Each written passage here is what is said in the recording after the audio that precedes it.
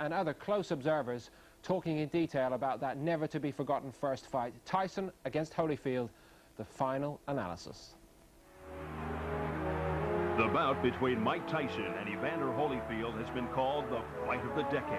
It's the most unbelievable thing I've ever been privileged to witness. It was one filled with strategies and counter-strategies. When he dipped, he gonna throw that left hook. What tactics did the two fighters try to employ? Work that body. Work his body. So the time to work his body. Don't headhunt. Don't headhunt. How did Holyfield withstand Tyson's formidable power? I never dreamed he was that good of a fighter. He's not moving Holyfield back. What patterns were exposed and mistakes exploited? When you throw the jab, you offset anything that he does. Everything at the jab. Throw the jab and straight back down the pipe. This guy's starting to square up on you now. The inside story next on Tyson versus Holyfield, the final analysis.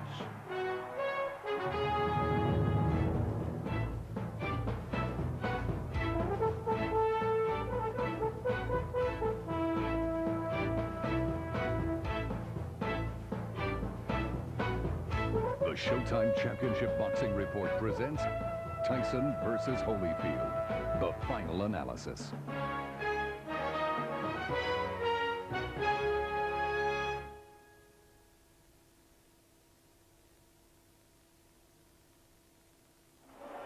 The date, November 9th. The scene, the arena at the MGM Grand. And the most eagerly awaited heavyweight fight in years was about to begin. The odds had closed at 7-1, and not many in the star-studded audience believed that Holyfield could withstand the ferocity of Tyson's attack. And in the moments before the opening bell, the excitement, the tension, the sense of anticipation seemed almost palpable.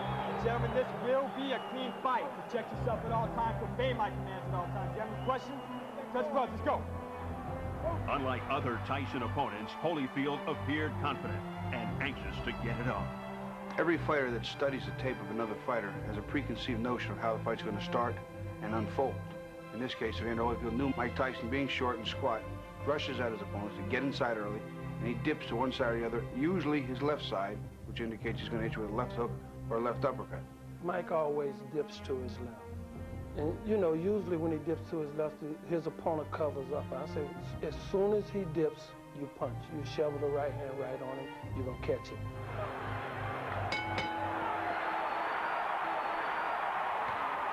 As expected, Mike Tyson comes out fast. He didn't surprise me with the attack.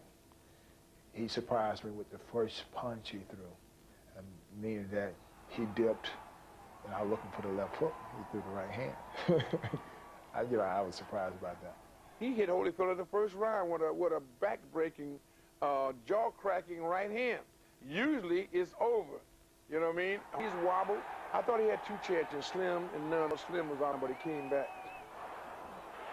Holyfield comes back with a left hook. Holyfield with a combination to Tyson's. He just took advantage of all my mistakes. I was throwing my punches halfway, and he would beat me to the punch by extending his punch. Doesn't mean coming forward. The punch would just be here, and he would counter me. He was just through. Had real fast counter punches. He's first-class counter puncher, and it was awesome. Evander has impressed me an awful lot this round. He's put order. He's put the kind of fight he wants. We know what Evander's done. He's kept his defense tight, and he's fired back. He's gotten some of the respect. He's not moving Holyfield. He's not moving Holyfield back. As we head for the bell. They continue to go after the bell. I want to know right then and there, you know, that's rules and regulation. If you hit me this way, then I'm going to hit you back. Then we can do this all night. You the bully in here. We ain't the bully. No intimidation factor here whatsoever. The Tyson mystique not having any hold on Evander Holyfield. Evander is fighting the fight, but what he's doing is kind of smart. He's trying to smother Mike by actually getting too close to him, a la Buster Mathis, and hold on once he gets inside. On my mind at that time was keep Mike going backward and see could he adjust going backwards. And as much as I came forward, he wouldn't do anything but go backward to the referee break, and once the referee break, then he would try to come forward. Then I have to get him to go backwards again. He can't fight going backwards. Never could. His whole thing is going forward and destroying you. If he keep his left foot in front of Tyson, in the middle of Tyson's stance, all he has to do is push off on his right foot, and Tyson will move back. You saw how he was walking Tyson back all night. He took me off guard by holding me. He caught me off guard. That was a good game plan. You know, you got to admire that. He fought a good fight. Tyson against the ropes. A combination by Holyfield to the head of Tyson. I did hit Mike with some clean shots, and he was able to take it. And it was a proven point to me at that time that, you know, I can take a good shot, too. Up until the 5th round, to the surprise of most observers, Holyfield had been controlling the tempo of the fight and was ahead on most scorecards. Straight left hand there by Tyson, but a glancing blow. Back comes Holyfield. They got Evander's attention, and good. He got a little careless in the 5th round. I don't know, Tyson came to life a little bit in the 5th round. He caught him with a major league shot. Things were going Mike's way at that time, and he was throwing good shots, but they wasn't hurting me at the time, but they was connecting. That hurt. If ever he has a chance, he has a chance right now. Evander's hurt. The logic of going to any fighter's body, there's an old saying, kill the body and the head will die. Evander Holyfield also has a 30-inch waist. He has a small body. So he doesn't have a big, durable body, as do some of the other fighters. When he worked the body with the right hand to the body under Evander's jab and then ripped up, you could see Evander Holyfield was physically aching by those body shots. They hurt. I'm doing some good things there, but, you know, I'm consistent in doing them. You know, I throw a couple punches, I stop, and they count me, blah-blah. I started counting, blah-blah. Tyson unleashing uppercuts to the body, digging to the chin. Hitting with a good body shot once, like that, then the uppercut right behind it, and like that, but which wasn't clean, but you can see that he was taking more chances in that 5th round to try to get me out, which I just had to weather that storm. Still, Evander's taking a hell of a shot. He's taking one heck of a shot here. You know, the whole thing is that being able to weather the storm, then let him look in my eye and hope that he see that he hadn't done anything. And then that kills a person's confidence, especially when they're known for knocking people out. I really thought I was just go over there and just obliviate him quickly. I didn't have no game plan, because I was just anticipating the big punch and the knockout. Great, come on. Get back. Let him out, Mike, let him out.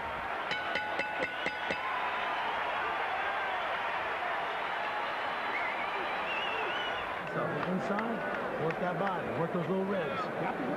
Get to his side. Don't stay in front of him. Don't lay in front of this guy. Everything he does is right in front of him. Get to his side. Body, Mike. Started with the body like you did the other round. Get to the side. Work those little ribs. And bring it right up to the head. Body the head. And get a rhythm to what you're doing. You got to throw 3 or 4 punches at a time, baby. Off the jab. Everything off the jab. When you throw the jab, you offset anything that he does. Throw the jab and straight right hand down the pipe. This guy's starting to square up on you now. Hey, just like in the gym.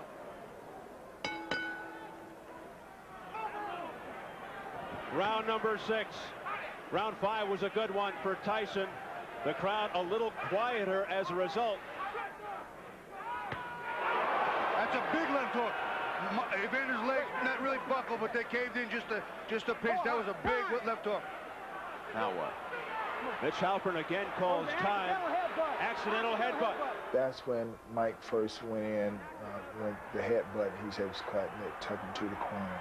And I'm looking pretty much his attitude, and he come back, and he, now it's almost like he said, I'm mad. I got a headbutt, and I'm mad. So now that I know that this man is mad, he's finna give his all I have to do is be better than that. And he's so mad that he wants to take over this fight and finish it. The chance of Holyfield. With the crowd sensing that Holyfield might have Tyson in trouble because of the cut. Ooh, a low blow by Holyfield. That was a low blow to Mike. Holyfield hit him real low, and it hurt him. Mike's face crinkled when he got hit. He grimaced. Holyfield turned on by the crowd.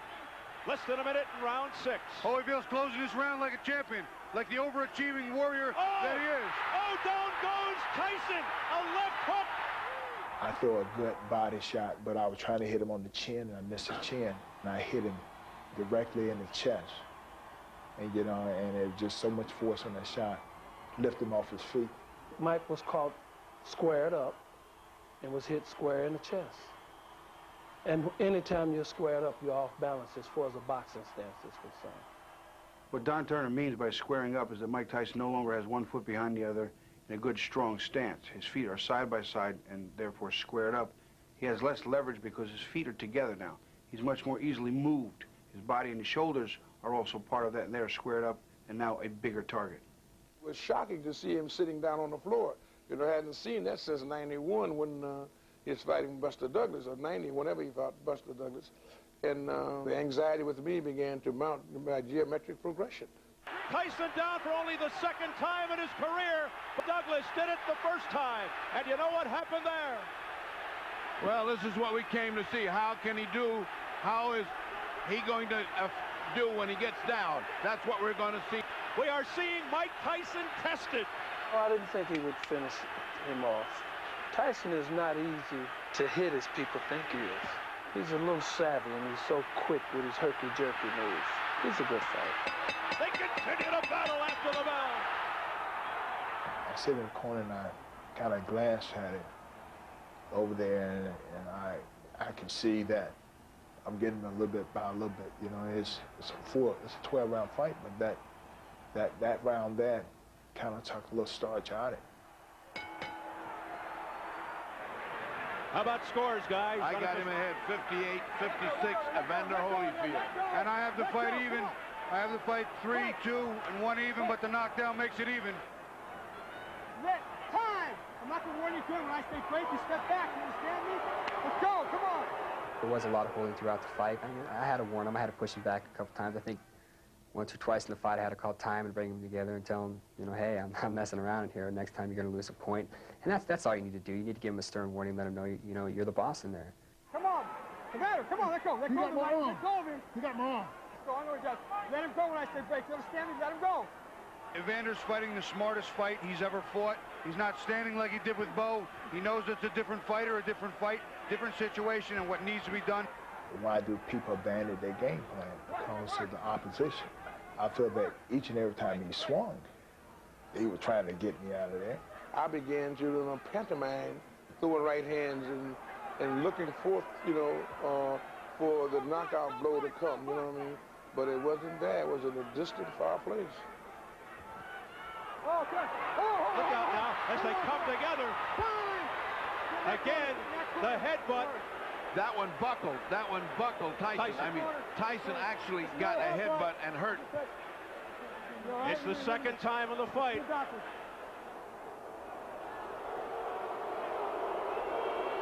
That's another accidental headbutt.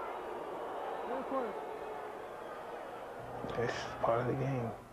I'm putting my head in as well. You know what I mean? Hopefully he gets hit with a head and may cut himself or bump himself. But it's just as much my fault as his. Well, Mike is getting to that little level where he might need a knockout. I have Evander ahead by so much that it's getting to the point where either he gets a knockout or he's going to win this fight. A right hook followed by a left by Holyfield, and countering with a combination is Mike Tyson. That left hook, which is usually lethal, being guarded beautifully by Holyfield. I just kept fighting, hopefully that something may happen. I know I wasn't in good condition, but I know anything can happen in my situation. That I may catch him with a good shot in 10th or 11th round. Something may happen. Usually when I hit Mike with a couple of shots, Mike will hold and keep me from throwing the next one distant. But in the 10th round, he no longer did that. He no longer embraced and held